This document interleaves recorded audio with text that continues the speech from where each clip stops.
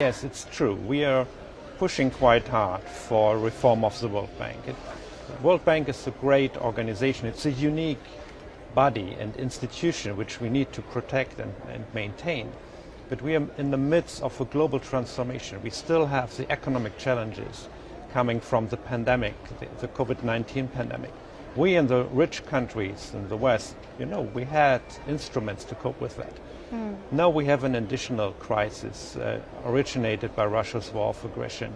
We have an ongoing debt crisis. So in that transformation, looking at climate and other global challenges, so the World Bank needs to step up. And I think we made first very good steps, but I really hope that the spring meetings here will foster that momentum, and Germany will play its part. And how can that actually translate into policy action? What would you like to see in theory more out of the World Bank? What actions would you like to see them do?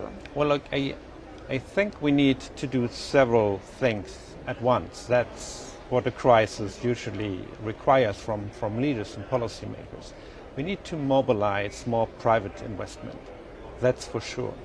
We are in the midst of a global energy transition, and that needs to be a just transition. So we need help countries, especially the poor countries, in that transformation.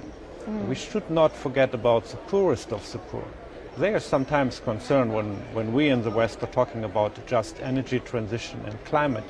So the focus on fighting extreme poverty needs to be maintained. And that's a responsibility also from Germany. So I'm also here to sustain our commitment toward ITER and the other instruments the bank has at hand. The issue is there is a finite group of resources. So there's a certain amount of capital that can be spent or leveraged up to fight all of these issues. And one of the concerns out of lower income countries is that perhaps the West's focus on dealing with climate issues is coming at the expense of dealing with things like poverty and sustainable development goals. Is there a trade-off?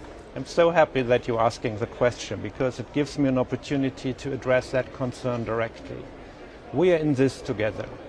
And if you look at how the most vulnerable countries are affected by the climate crisis already, that shows us that we need to focus on this together.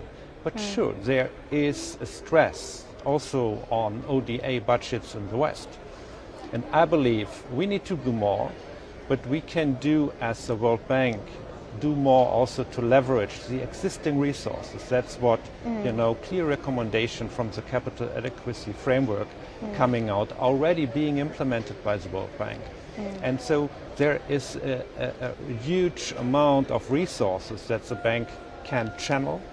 And where we need to and can become better. The bank, of course, provides funding, but it also provides knowledge and data. And we need to include the available data in a better, in a more efficient way, and help the poorest of the poor, but also the middle-income countries. And you know that the bank has unique instruments for that as well. Hi, I'm Joanna Bersecci, and thank you for watching. You can check out more of our videos by clicking on the boxes on the screen. And don't forget to subscribe to our channel for more from CNBC International. Thank you for watching.